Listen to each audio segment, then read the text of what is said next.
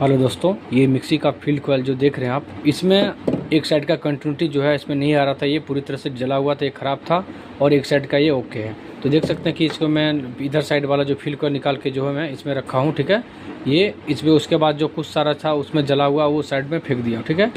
इसमें आपको क्या करना है, इसको भी, लेकिन कितना भी कंटिन्यूटी ये आ रहा है इसको आपको हटा लेना है, क्योंकि इसका टर्न सेम रखना है। इसका टर्न अगर आपको पता नहीं है कि कितना टर्न है तो आपको इसको भी हटा लेना है, और अपने से डाटा जो इसका मिक्सी का फील्ड कॉइल का डाटा जो था उसके हिसाब से आपको जो है यहाँ पे इतने टर्न देना है, इसमें भी इतने टर्न दे के आपको फील्ड कॉइल को बांध लेना है।